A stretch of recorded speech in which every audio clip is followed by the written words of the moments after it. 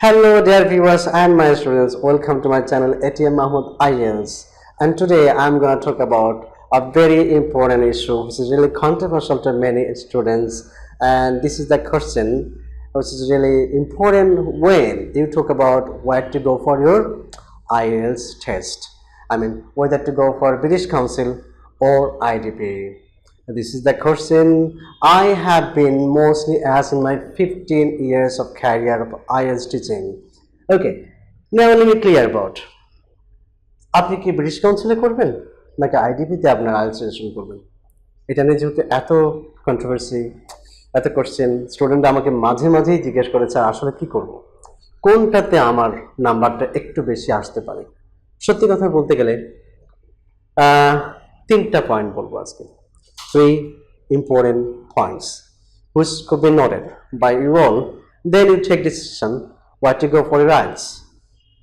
First thing, British Council এবং IDP দুটাই কিন্তু IELTS এর স্টেক হোল্ডার, এবং ফার্স্ট থিং হচ্ছে যখন আপনি IELTS সেশন করছেন যেখানেই আপনার ভেন্যু হোক না কেন, ব্রিটিশ কাউন্সিল এবং আইডিপির কোশ্চেন কিন্তু সেম। তার মানে হচ্ছে পার্থক্য নাই, এবং ঠিক এক্সামটাও হচ্ছে at around the same time, প্রায় একই সময়ে হচ্ছে। ভেন্যু ডিফারেন্ট হবে, জায়গা ডিফারেন্ট হবে, এক্সামিনার ডিফারেন্ট হবে, অ্যাডমিনিস্ট্রেশন ডিফারেন্ট হবে, কন্ডাকশন ডিফারেন্ট হবে, বাট আপনার একই কোশ্চেন এবং একই সেট এবং at around the same time. তাহলে it makes no difference. I would say no difference if you just go for IDP or British Council. I mean British Council or IDP British Council, right? So no worries. Now next point that will help you to understand what to go for. Next point হচ্ছে যখন আপনি British council বা আইডিপিতে যাচ্ছেন, IELTS এর চারটা মডিউলের মধ্যে reading and listening এই দুটোতে এক্সামিনারের কোনো হাত নাই, সেটা ব্রিটিশ কাউন্সিলই হোক আর আইডিপি হোক আর আমার এখানে এটিএমস এর মধ্যেই হোক, অসুবিধা নাই। কারণ হচ্ছে এক্সামিনার্সের কোনো কন্ট্রোল নাই বা কোনো হাতই নাই বা কোনো প্রয়োজনই নাই বলতে গেলে রিডিং এবং লিসনিং এর ক্ষেত্রে, কারণ অ্যান্সার্স আর দ্য সেম এবং ফিক্সড, এবং এইখানে ওই অ্যান্সার অনুসারে জাস্ট হয়েছে কিনা এটা শুধু মার্কিং করা হয়, ব্যান্ডিং করা হয়, এছাড়া আর কোনো কাজ নেই। আচ্ছা, তার মানে এখন আমরা দেখব নেক্সট পয়েন্টটা কি আছে। হচ্ছে রাইটিং অ্যান্ড স্পিকিং। অবশ্যই writing and speaking A it all depends on the examiners evaluation. এখন ব্রিটিশ কাউন্সিলের এক্সামিনাররা ভালো হবে নাকি আইডিপির এক্সামিনাররা ভালো হবে? এই কোশ্চেনটা অনেকেই বলে, বা কে একটু বেশি ফ্লেক্সিবল হবে, বা কারা একটু মনে হয় যে ব্যান্ড একটু বেটার দেবে, স্কোরিং একটু বেটার দেবে। এখন খেয়াল করেন, আইডিপি বা ব্রিটিশ কাউন্সিল বা আইডিপি এর যে কোনটাতেই যদি এক্সামিনার হতে হয় তাকে একটা ইন্টারন্যাশনাল স্ট্যান্ডার্ড মেনটেন করেই তার রিক্রুটমেন্ট হয়। সুতরাং উনি যখন রিক্রুটেড হয়েছেন একজন এক্সামিনার, এক্ষেত্রে ডাউট করার কোনো কারণ নাই যে উনি আপনাকে এক্সট্রা প্রিভিলেজ দিবেন। আচ্ছা, তবে man to man, person to person it may vary.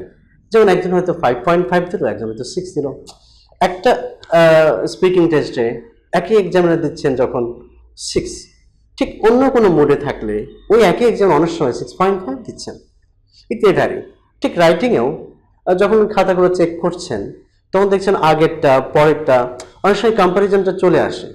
যদি দেখা যায় আগের যিনি স্ক্রিপ্টটা দেখছেন, যেটা উনি দেখলেন অনেক ভালো, এত ভালো উনি হয়তো 8 দিলেন বা 8.5 দিলেন, তার পরেরটা হয়তো মোটামুটি ভালোই ছিল, কিন্তু কম্প্যারিজন যখন করা হয় হয়তো সেটা ছিল 7 মানের, কিন্তু ওনার কাছে অনেক বেশি খারাপ লাগতে পারে, হয়তো উনি 6.5 দিতে পারেন।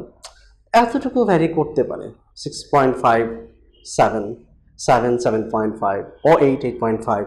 I mean head band could be either way, একটু বেশি হতে পারে, একটু কম হতে পারে। So no worries. এখন আমি তিনটা পয়েন্ট বলেছি, যে তিনটা ফ্যাক্টর আপনাকে ডিসাইড করতে হেল্প করবে যে আপনি ব্রিটিশ কাউন্সিলে যাবেন নাকি আইডিপিতে যাবেন আপনার আইএলটিএস রেজিস্ট্রেশনের জন্য। আমার মনে হয় it makes no sense, right? এখন আরও একটা ক্লু দিচ্ছি আপনাদেরকে। যদি আপনার কখনো মনে হয় আপনার কোনো ফ্রেন্ড ব্রিটিশ কাউন্সিলে গিয়ে তার একটু স্কোর বেশি হয়েছে এবং আইডিপিতে আপনার একজন ফ্রেন্ড সে একটু কম পেয়েছে, আপনি কি মনে করেন আপনার দুইটা ফ্রেন্ডের স্কিল লেভেল এক ছিল? কখনোই না। যে বেশি পাচ্ছে তার হয়তো স্কিল লেভেল একটু বেশি ছিল, যে কম পাচ্ছে তার স্কিল লেভেল একটু কম ছিল। এটাই তো স্বাভাবিক ব্যাপার।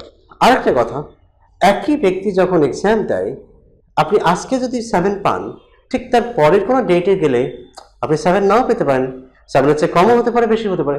একই মানুষের মধ্যে যখন ভ্যারি করে, একই সেন্টারে যেও যখন ভ্যারি করে, তার মানে এটা নিয়ে বিতর্ক করার কোনো কিছু নাই, বরং আপনি মনোযোগ দেন হচ্ছে আপনার আইএলটিএস প্রিপারেশনের উপরে।